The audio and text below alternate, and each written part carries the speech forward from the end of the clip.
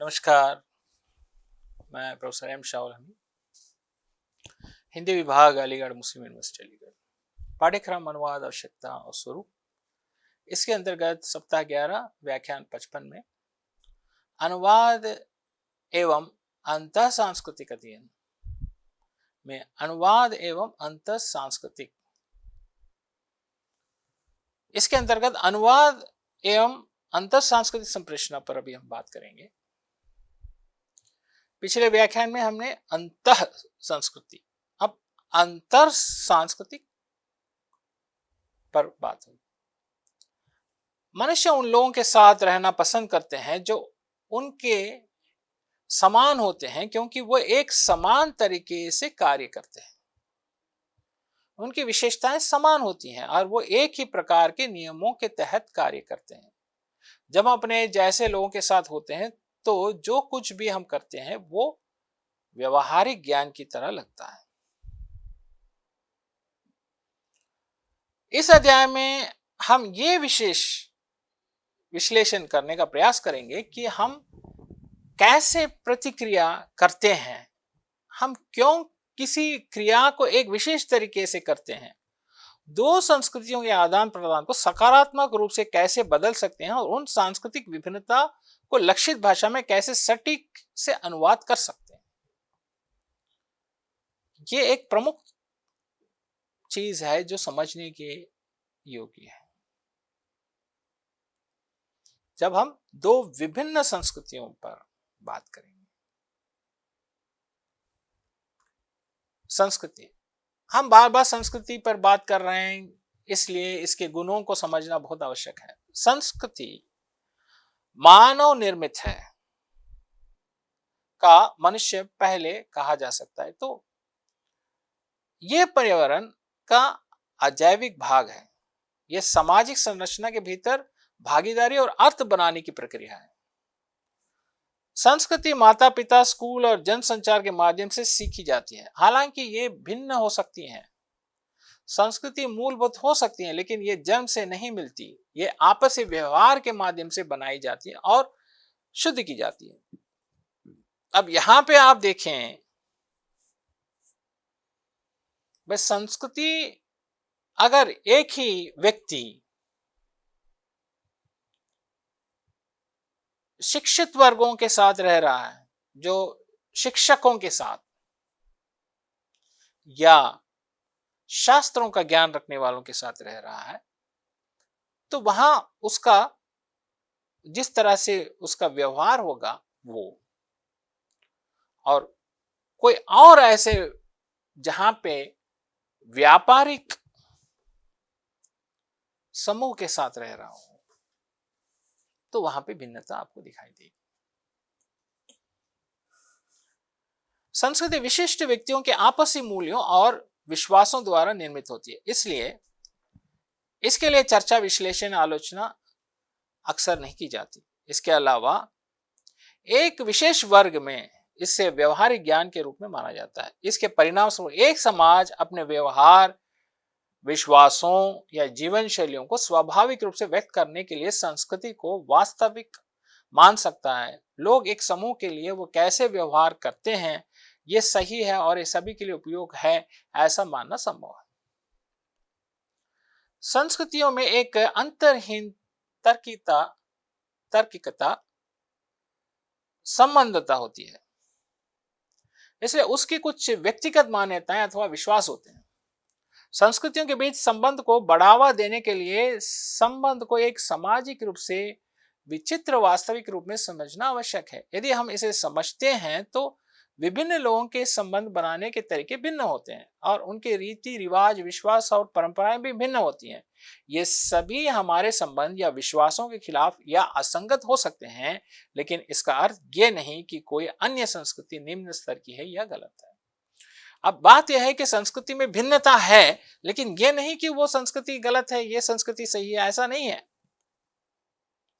भाई, आपका जीवन जहां पे आपकी अर्थव्यवस्था है, जहां की भौगोलिक व्यवस्था है, उसके हिसाब से आपकी संस्कृति है। तो इसके कारण बहुत हैं। ये हम नहीं कह सकते कि वो गलत है, ये सही है, ये इसको ऐसे ही रहना चाहिए, इसको ऐसे रहना चाहिए, ऐसा नहीं है। अंतर सांस्कृतिक संप्रेषण, आज हम वैश्विक दुनिया में जी रहे हैं, कोई भी देश या संस्कृति अब गायब नहीं हो सकती। प्रायोगिक बाजार की आवश्यकता और संरचना प्रणाली हमें इस हद तक करीब ला चुकी है कि दुनिया के किसी भी हिस्से में हुई घटना पूरी दुनिया को प्रभावित करती है। अब जब दुनिया सिकुड़ी रही है और हम विभिन्न संस्कृतियों के लोगों के साथ आमने सामने मिल रहे हैं और विभिन्न संस्कृति के लोगों के साथ संवाद करने के लिए उनकी भाषाएं सीखना आवश्यक हो गई है। अब जैसे वैश्वीकरण हुआ है तो वहां विभिन्न संस्कृतियों से परिचय जरूरी हो गया। अब ये परिचय के बिना नहीं हो सकता, समझ के बिना नहीं हो सकता है। अब लिखित रूप में प्रतीकों के भाषा को आसानी से सीखा जा सकता है, लेकिन उन प्रतीकों के अर्थ को हम सभी समझ सकते हैं जब हम उस भाषा की गहराई में मौजूद संस्कृति को समझें। शब्दों और प्रतीकों का शब्द अनुवाद कभी कभी अर्थ को गलत तरीके से बदल देता है। नीचे कुछ उदाहरण दिए गए जिनमें शब्द अनुवाद ने लक्षित भाषा और अर्थ को गलत तरीके से बदलने की कोशिश की। उदाहरण के लिए, अच्छा है के लिए उंगलियों से बोलना है। तो अब यहां पे हम बताएंगे, जैसे प्रतीक पर बात करते हैं तो हम एक प्रतीक है, जैसे अच्छा है, बहुत अच्छा है, हम उंगली से बता रहे हैं, उंगली के निशान से बचा। लेकिन ये विभिन्न देशों में विभिन्न संस्कृति के लोग क्या इस संकेत को सही तरीके से, इस प्रतीक को समझ पाएंगे कि ये अच्छे के लिए ही प्रयोग हो रहा। जैसे मैं कह रहा हूं ये अच्छा अच्छा है, जैसे मैं कह रहा हूं गुड, बेस्ट है, हम कह रहे हैं गुड है, विक्ट्री है, कीप इट अप, ठीक है। तो संस्कृति कई ऐसे चीजों को समझाती है, तो अर्थ किस मायने में जाता है उस संस्कृति से, उस प्रदेश की, उस देश की संस्कृति से। प्रत्यक्ष ज्ञान, प्रत्यक्ष ज्ञान को क्लोफ और पार्क इस प्रकार परिभाषित करते हैं कि ये एक आंतरिक प्रक्रिया है जिसके माध्यम से हम बाहरी दुनिया से जानकारी का चयन करते हैं, उसे व्यवस्थित या संरचित करते हैं और उसका विश्लेषण करते हैं। हम कह सकते हैं कि हमारे प्रत्यक्ष ज्ञान का संबंध उन चीजों से है जिन्हें हम अपने चारों ओर देखते हैं, प्रतिक्रिया करते हैं और महत्वपूर्ण या अर्थपूर्ण मानते हैं। इसके परिणामस्वरूप दो लोग एक वातावरण को देखने के तरीके में भिन्न होते हैं। विशेष रूप से जब हम किसी ऐसे व्यक्ति से के साथ बातचीत करते हैं जिसका सांस्कृतिक पृष्ठभूमि पूरी तरह से भिन्न होती है, तो यह होता है कि हर व्यक्ति दुनिया को जिस तरह से देखता है वह सीखा हुआ होता है, जो हमारे सांस्कृतिक अनुभव का एक हिस्सा है।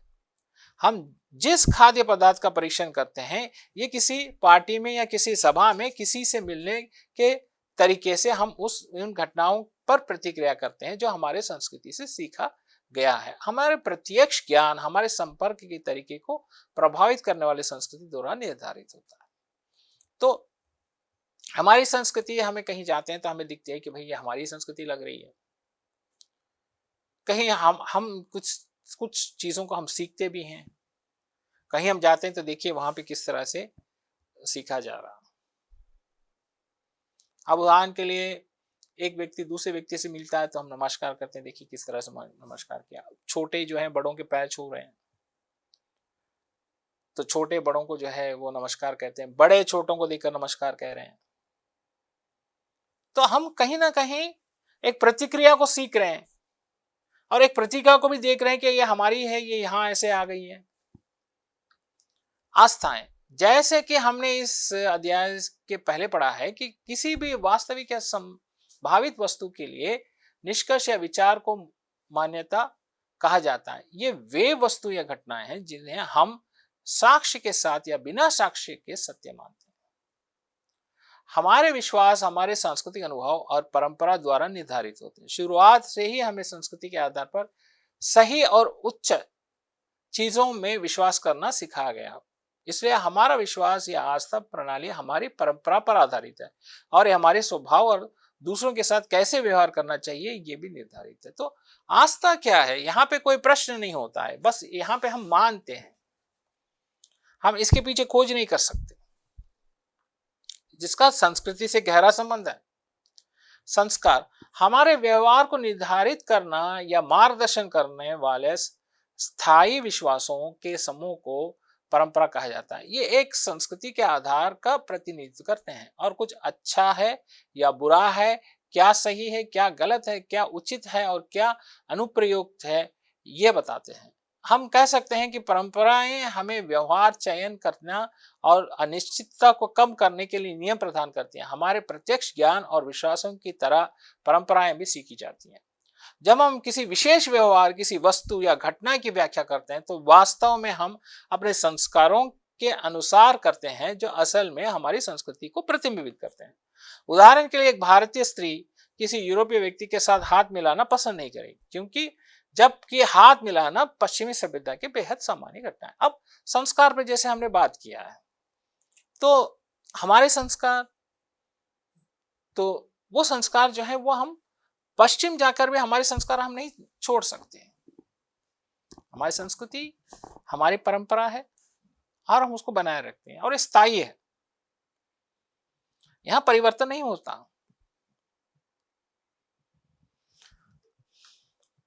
अंतर सांस्कृतिक संप्रेषण की बाधाएं एवं अनुवाद।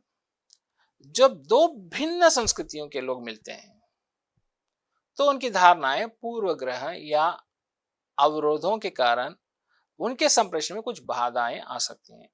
इनमें से कुछ बाधाएं निम्नलिखित हैं। जब दो भिन्न संस्कृति के लोग मिलेंगे तब संस्कृति निष्ठा का अर्थ है अपनी स्वयं की संस्कृति की केंद्रीयता में विश्वास। इसी कारण दूसरी संस्कृति को भी अपनी संस्कृति के मानदंड द्वारा आंका जाता है, परंतु दुर्भाग्यवश हम केवल अपनी संस्कृति की केंद्रीयता की ओर प्रवृत्त होते हैं, जो दूसरी संस्कृति समझने में बाधक होते हैं। बेनेट ने संस्कृत निष्ठा के विभिन्न चरणों को समझाने के लिए एक प्रारूप तैयार किया। इसका प्रथम चरण है प्रतिवाद। प्रतिवाद मतलब इनकार। जब हम दूसरी संस्कृति के संपर्क में आते हैं तो अपनी और उस संस्कृति के बीच संप्रेषण किसी भी असमता से इनकार कर देते हैं। दूर स्तर रक्षा सांस्कृतिक संघर्ष के कारण उत्पन्न होने वाले अंतर के संभावित खतरों को कम करने के लिए बनता है। कोई अपने दृष्टिकोण के समन्वय को स्थापित करने के लिए ऐसा करता है।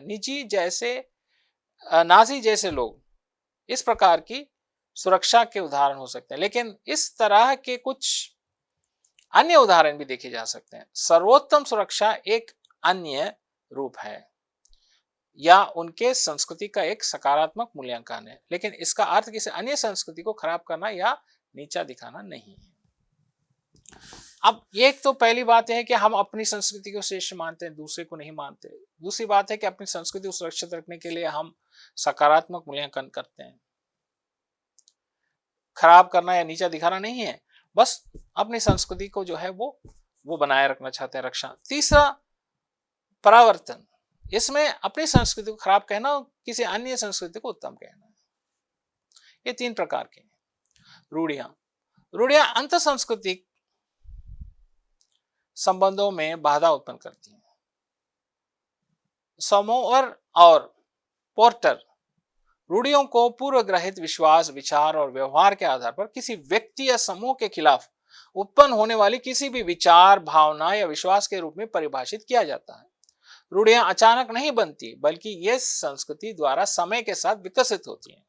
यह हमारे चारों ओर होने वाली घटनाओं की निर्धारित और संरक्षित सूचनाओं के टुकड़े और हिस्से द्वारा निर्मित होती है। रूढ़ियां सकारात्मक और नकारात्मक दोनों हो सकती हैं। यह हमें दुनिया के लोगों या घटनाओं को समझाने और विश्लेषण करने में मदद करती हैं। इनके माध्यम से हम लोगों या घटनाओं को वर्गीकृत कर सकते हैं और उन्हें समझाने और विश्लेषण करने में सहायक हो सकते हैं। अधिकतर रूढ़ियां जटिल होती हैं क्योंकि ये आवश्यकता से अधिक सरल, सामान्यकृत और बढ़ चढ़कर प्रस्तुत किए गए विचार या दृष्टिकोण हो सकती हैं। तो अमेरिकाएं या ऐसे होने चाहिए कि एथलिक ऐसे नहीं होनी चाहिए, महिलाएं होनी चाहिए, ऐसे विचार क्यों पूर्ण सत्य के साथ जुड़े विश्वास पर आधारित होते हैं? ये विकृत वास्तविकता के आधार पर होते हैं। तो रूढ़ियां क्या है? रूढ़ियां एक तरीके से एक विश्वास, एक विचार के रूप में परिभाषित की जाती है। ऐसा होना चाहिए, कहीं रोक होता है, कहीं ऐसा नहीं करना चाहिए, किसी को अधिकार देना है, किसी को अधिकार नहीं देना है, किसी को ये करना है, किसी को वो नहीं करने देना है। ऐसे बहुत सारी चीजें इस पर आधारित है। पूर्वाग्रह, पूर्वाग्रह सकारात्मक या नकारात्मक दोनों हो सकते हैं। हालांकि इसकी सामान्य परिभाषा किसी अन्य व्यक्ति या समूह के खिलाफ अन्यायपूर्ण, भेदभाव पूर्ण और कठोर विश्वास, क्योंकि वो एक विशेष जाति, धर्म, नस्ल, देश या अन्य समुदाय से संबंधित है। उदाहरण के लिए कोई व्यक्ति कहता है कि मैं नहीं चाहता कि मेरे पड़ोस में किसी समुदाय या देश के संबंधित व्यक्ति हो, तो ये पूर्वाग्रह है। पूर्वाग्रह कई प्रकार के हो सकते हैं, उन्हें पहचानना कभी कभी बहुत कठिन हो जाता है, लेकिन कभी कभी ये बहुत स्पष्ट है। कोई घटना के बाद एक विशेष समुदाय के खिलाफ उत्पन्न विचार वैश्विक आंतरिक सांस्कृतिक संबंध को बहुत प्रभावित करने वाला पूर्वाग्रह एक जीवित उदाहरण है। तो पूर्वाग्रह क्या है कि एक घटना पर, एक घटना हुई तो उस घटना को लेकर हम पूरे समुदाय को उसको दोषी समझते हैं। कोई एक व्यक्ति की गलती है तो हम वो पूरे सारे समुदाय ही उसके ऐसे ही हैं, ये हम समझते हैं। भाषा, भाषा आंतरिक सांस्कृतिक संबंध की महत्वपूर्ण बाधाओं में से एक है, लेकिन ये बहुत बुनियादी नहीं है। एक ही भाषा नहीं बोलने वाले या दूसरी भाषा में अच्छी तरह से दक्ष लोगों के लिए संवाद में कई कठिनाइयां उत्पन्न हो सकती है। एक ही भाषा नहीं बोलने वाले के बीच गलतफहमी उत्पन्न हो सकती है। फिर भी एक दूसरे को समझने के लिए केवल एक ही भाषा बोलना पर्याप्त नहीं है। एक ही भाषा बोलने वाले लोग भी कभी कभी उपयोग किए जाने वाले शब्दों के अर्थ को समझ नहीं पाते। दो संस्कृतियों की भाषा एक जैसे होने पर भी वे हमेशा एक दूसरे को समझ नहीं सकते। संदेश, मुहावरे, भावनाएं, विचारों की समानता की खोज, आंतरिक सांस्कृतिक संबंध की महत्वपूर्ण चुनौतियां, दो भाषाओं के बीच सांस्कृतिक संबंधों को सरल बनाने के लिए एक भाषा से दूसरी भाषा में अनुवाद करते समय चुनौतियां सामने आती हैं। तो भाषा को पूरी तरह से समझ नहीं पाते लोग, और एक संस्कृति के ही जो है लोग उसी संस्कृति की भाषा को नहीं समझ पाते। तो यहाँ पे दो भाषी लोग जो है वो बहुत सारी चीजों को समझ पाते हैं, क्योंकि उनके पास भाषा की गहनता होती है, शब्दों की गहनता होती है। अमौखिक संप्रेषण, बिना भाषा का संवाद को अमौखिक संवाद कहा जाता है। ये शारीरिक संकेत, शारीरिक स्थितियां, आंखों की हरकतें और चेहरे की भावनाएं, निकटता आदि के माध्यम से होता है। यदि इनकी सांस्कृतिक संरचना के बारे में ज्ञान नहीं है तो इन्हें गलत तरीके से समझा जा सकता है। विभिन्न संस्कृतियों में अमौखिक संवाद के लिए विभिन्न अर्थ होते हैं। इनमें से कुछ नीचे दिए गए। तो ऐसा है कि अमौखिक संप्रेषण जो शारीरिक संकेतों के माध्यम से, शारीरिक स्थितियों के माध्यम से, आंखों के माध्यम से हम संकेत बताते हैं। जैसे उदाहरण के लिए हमने आंख को बड़ी किया, आंख को संकुचित करके देखा, या हम जैसे हम अभिनय किया, हाथ पैर हटा के, हिला के हम बात किए, या हमने कहा ना, हमने हाथ हिलाया,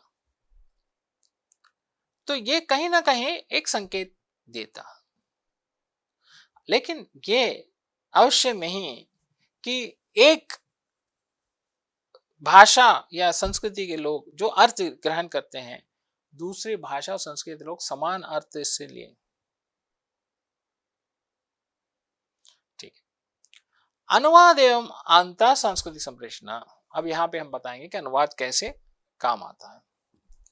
अनुवाद अंतर सांस्कृतिक संबंधों के लिए एक महत्वपूर्ण उपकरण है। अनुवाद प्रक्रिया में केवल शब्द या अनुवाद नहीं बल्कि सामाजिक सांस्कृतिक संबंधों को भी बदलना आवश्यक है।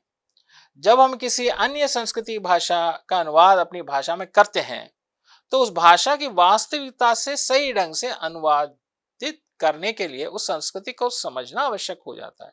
इसलिए किसी अन्य संस्कृति के शब्दार्थ, मुहावरे और भावनाएं तथा विचारात्मक समानता के बारे में ज्ञान आवश्यक है। यह लक्षित भाषा में शारीरिक प्रतीकों, शारीरिक व्यवहारों की समानता को पहचाने या उनके लिए महत्वपूर्ण है। वाक्यांश के अनुवाद के अर्थ की गलत व्याख्या हो सकती है। अब जैसे नाटक का अनुवाद कर रहे हैं और कोई भाषा से कोई भाषा में, मतलब समझिए अंग्रेजी से हिंदी भाषा में कर रहे हैं, तो वहां जो संकेत कर रहे हैं मौखिक और अमौखिक, मौखिक तो आप बोल रहे हो, अमौखिक संकेतों के माध्यम से भी अनुवाद करते समय वो तो आना चाहिए क्योंकि उसने उसमें बोला है कुछ। जैसे उदाहरण के लिए उसने उंगली अपने होंठ पे रखा तो उसने कहा भाई हम ऐसा अनुवाद तो नहीं कर सकते कि उसकी उंगली उसने होंठ पे रख दिया। हम कहेंगे कि वो चुप होने के लिए कहा, वो अपनी उंगली के इशारों से चुप होने के लिए कहा। तो होंठ जब दबाना है तो आवाज बाहर नहीं निकलनी। तो अब ये उस भाषा में जो है वो हिंदी में भी समान अर्थ है।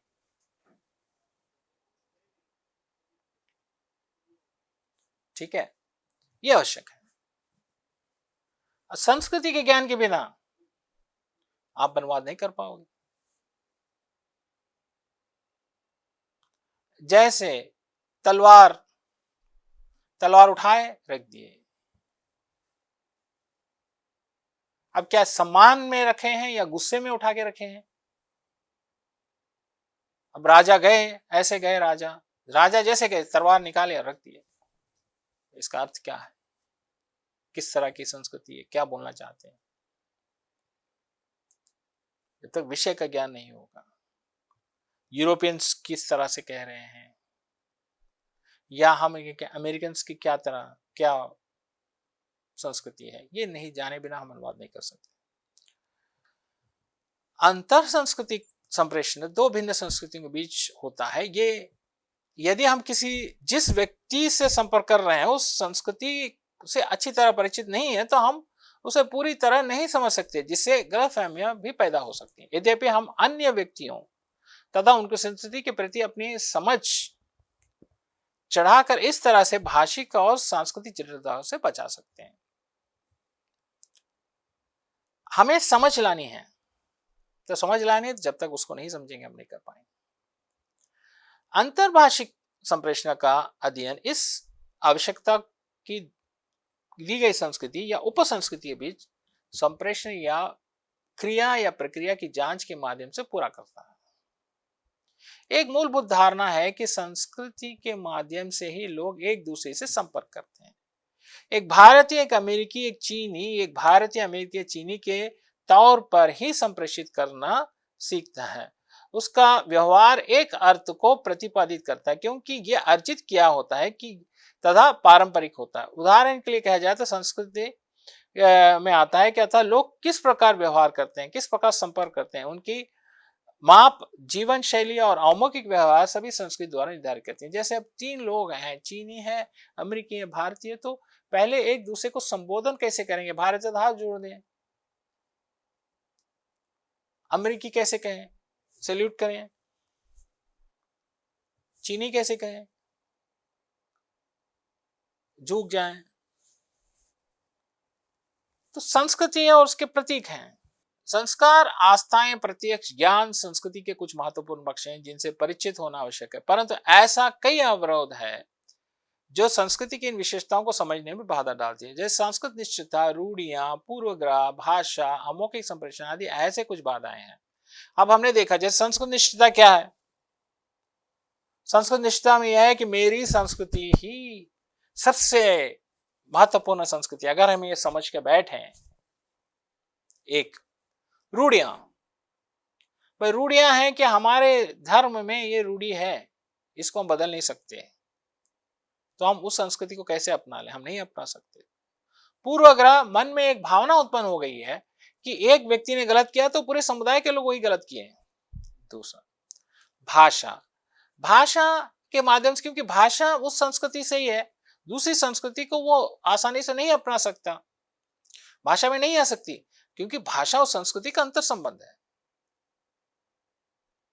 और अमौखिक संप्रेषण, अमौखिक संप्रेषण जैसे मैंने आपसे कहा कि कोई इशारे हम कर रहे हैं, क्या वो इशारे उस देश में वही संकेत करते हैं जो अर्थ देते हैं जो हमारे भाषा में, हमारे देश में जो देते हैं वो? तो ये सब बाधाएं उत्पन्न होती हैं अंतर सांस्कृतिक में और उसमें अनुवाद में। तो किसी भाषा को तथा भाषा की संस्कृति को समझने के लिए उस बाधाओं को हटाना आवश्यक है। जब हम किसी विषम संस्कृति की भाषा को अपनी भाषा में अनुवादित कर रहे होते हैं तो अपनी भाषा में सफलतापूर्वक आंतरिक कर सकते हैं। इसलिए शब्दावली, मुहावरे, अनुभवात्मक तथा अवधारणात्मक समतुल्यता को ढूंढना आवश्यक है। तो हम तथ्यों को संस्कृत समझने हमारे लिए अनिवार्य होता है ताकि तब हम उसके तथ्यों को अपनी भाषा में सफलतापूर्वक लाने में आंतरिक कर सकें। तो हमें शब्दावली, मुहावरे, अनुभव, अवधारणा सबकी समतुल्यता ढूंढने की आवश्यकता है। कुछ वाक्य हैं, एज डिस्कस्ड, विचार विमर्श के अनुसार, एज अर्ली एज पॉसिबल, जितनी जल्दी हो सके यथाशीघ्र, एज फॉर एज परमिसिबल, जहां तक अनुमेय हो, एज फॉर एज पॉसिबल, जहां तक संभव हो, एज फॉर एज प्रैक्टिकेबल, जहां तक व्यवहारिक हो, एज फॉर इंस्टेंट, उदाहरण के लिए, उदाहरणार्थ, एज गिवन बिलो, जैसे नीचे दिया गया है, as in force for the time being, जैसे कि इस समय लागू है, एज इन केस ऑफ, जैसे कि के मामले में हुआ, as laid down in the rules, जैसे कि नियमों में निर्धारित है, एज मे बी नेसेसरी, जैसे आवश्यक हो, यथा आवश्यक, एज मॉडिफाइड, यथा आशोधित, एज पर एक्सटेंड ऑर्डर, वर्तमान आदेश के अनुसार, as required under the rules, जैसे कि नियमों के अंतर्गत अपेक्षित है, अटैच्ड हियरविथ, साथ संलग्न है, एट द इंस्टेंट ऑफ, के कहने पर, अवेट रिप्लाई, उत्तर की प्रतीक्षा करें, before the date of submission, प्रस्तुत करने की तरीके, bill has been prepared correctly, bill सही बनाया गया है, बिल्स फॉर सिग्नेचर प्लीज, कृपया बिलों पर हस्ताक्षर कर दें, बिल्स पास्ड, बिल पास कर दिया गया है, brief summary of the case in given below, मामले का सारांश नीचे दिया गया है, ब्रॉट फॉरवर्ड, अग्रेणित, बजट प्रोविजन एक्सेस, बजट में व्यवस्था है, बाई एंड बाई, धीरे धीरे, क्रमशः, बाई मिस्टेक, गलती से, बाई रीजन ऑफ, के कारण। तो हमने पूरी व्याख्यान में अंतर सांस्कृतिक अनुवाद और अंतर सांस्कृतिकता को हमने समझा और साथ साथ कुछ वाक्य भी हमने जो कार्यालय में प्रयोग होते हैं उन वाक्यों को भी हमने समझा है और उसका अभ्यास भी करना है। हमने मतलब उसको आप समझें, उन शब्दावली को समझें और उसका अभ्यास भी करें। संदर्भ पुस्तकें, ग्रंथ, अन्य प्रकाशन, अनुवाद विज्ञान सिद्धांत एवं प्रविधि, भोलानाथ तिवारी, अनुवाद विज्ञान की भूमिका, कृष्ण कुमार गोस्वामी, अनुवाद एवं अंतर सांस्कृतिक अध्ययन, MTT 18 इग्नो, वेबसाइट पर उपस्थित कई अन्य प्रकाशन, इन सब से सामग्री इकट्ठा की गई है, इसमें संदर्भ के रूप में जोड़ा गया है, व्याख्यान में प्रस्तुत किया गया है, उसको फिर समझाने की कोशिश की गई है, इन सबको संदर्भ में रूप में लिया गया है सामग्री को, इन सब स्रोतों के माध्यम से, ताकि हमारा व्याख्यान सरल हो और आप लोग समझ पाए। आज का व्याख्यान यही समाप्त होता है। धन्यवाद, नमस्कार।